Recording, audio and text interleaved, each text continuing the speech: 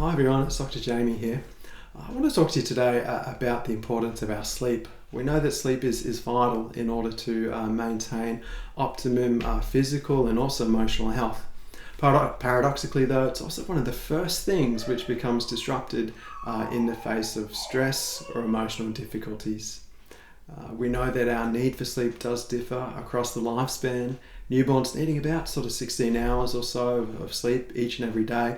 Adolescents needing about 9 to 10 hours, and most adults need about 7 to 8 hours of sleep in order to function well in day-to-day life. We know that sleep disturbance is pretty much a universal experience. Everyone probably has had at least more than one night of tossing and turning and really not being able to fall asleep. But for most of us, fortunately, that's going to be quite transient. Other groups of people probably are more likely to struggle with sleep. Parents of newborns, shift workers, anyone in acute or chronic pain, and some diagnoses such as ADHD and autism. I want to preface this video though by saying that no strategy, whether it's on sleep efficiency or anything else, is going to be universally effective. And also no strategy is going to really work long term unless the underlying cause or reason has been identified, processed and worked through. It's one of the general principles that I am constantly harping on about every day. A lot of people that I see in my practice do really struggle with sleep difficulties, whether or not that is falling asleep, staying asleep, or early morning waking. And what we do find is that throughout the course of therapy, when things are going well and we're really kind of working through some of the underlying emotional difficulties, the sleep really does tend to work itself out without needing to do a whole lot directly to target that in a lot of cases.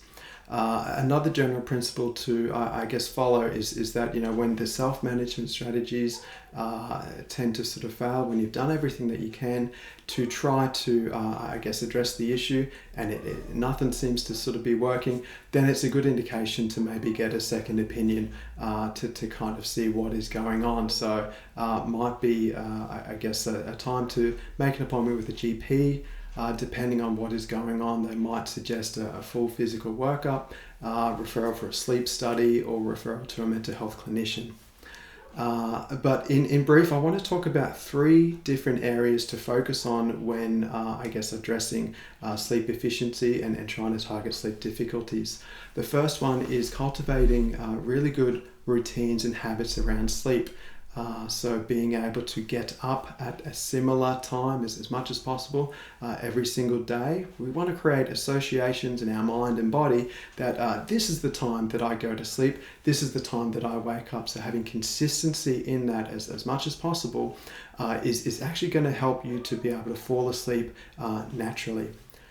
Being able to have a specific routine that you do upon waking, whether or not that's engaging in some light stretches, going for a brisk walk, and try to do something to get your body and mind, kind of active and moving first thing. Try to hold off reaching for the phone just for those first few minutes. And where possible, do try to get out in the sun as soon as you can. A little bit harder now that we're heading into the winter months in Australia. But getting out in the sun, it's going to help, kind of melatonin, that sort of chemical within us that helps, kind of regulate our sleep and wakefulness sort of cycles. That's really going to help get that sort of firing up and help wake you up. Some people talk about, daytime napping. There's a little bit of research on that. It can be effective for some people, provided that it's no more than about 25 minutes. So we find that the sweet spot for those that do like to engage in a bit of a midday kip, somewhere between 10 to 25 minutes. Any more than that, and it really does start to interfere in sleep that evening. Obviously, we know that there is a big correlation between physical health and emotional health, stress, and also with that sleep quality. And so being able to watch what you put into your body, as well, a healthy diet, including lots of fibrous foods, is really going to help you sleep better, as well as being able to exercise as well. So we know that kind of parents of very young children will often kind of take the kids to the park, take them outside, try to burn off as much energy as they can, so that the kids actually sort of fall asleep, that they'll be down for the count. And anyone like me that sits down for most of the day during the day, probably not burning a lot of energy. So it's really important to get your bodies moving, because that's also going to help you with sleep as well.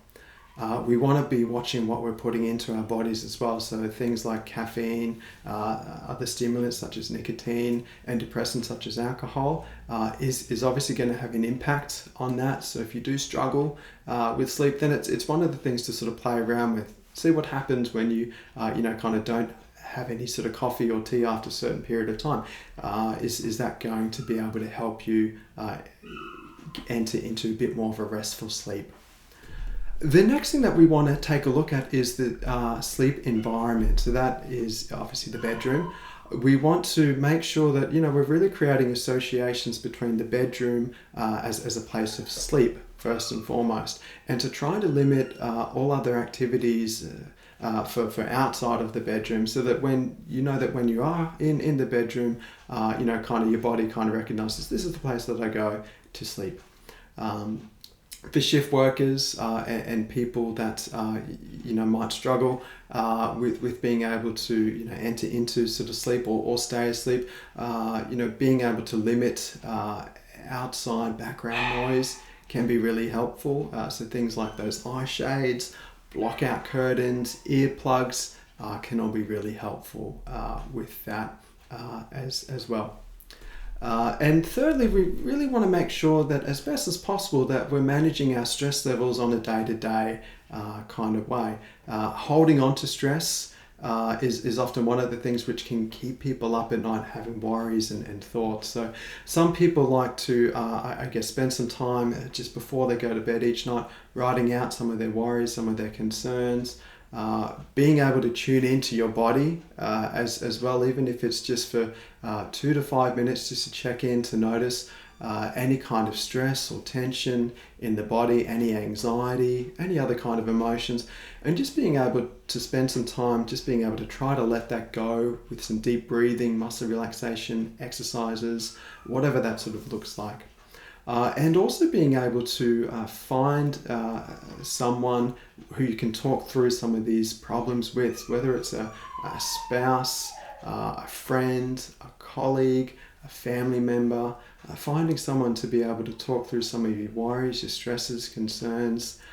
With that too, often we get very good at being able to talk and intellectualize about our thoughts, and we often ignore our feelings. So when you are kind of talking through some stresses and concerns, taking a moment to step back, stop and reflect on what you're feeling, and see if you can also communicate from that place rather than just the thoughts as well.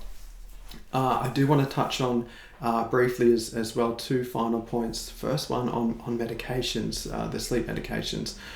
So we know that sleep medications really aren't designed to be a long-term solution. A lot of them can be addictive, and while they might help put you to sleep, they're actually not going to help you feel rested upon waking. So a lot of people that are on these medications wake up feeling really tired, groggy, lethargic. So it's certainly not a restful sleep, and therefore not something that we would really encourage people to be on for long periods of time. And people often talk about the nightcap, having kind of a shot, a nip, a beer, whatever it is, some alcohol to help put them asleep. We know that alcohol does assist people in transition to sleep, but similarly it often leads to a restless sleep. So once again, it's not going to be a really restful kind of sleep, and therefore you're going to wake up feeling tired, sluggish, lethargic as well. So I hope some of these points have been helpful for people. Let me know in the comments as well any strategies that you have tried that have worked for you, because that might help some other people out as well. Thanks guys for watching, and I look forward to sharing with you all again soon. Bye bye.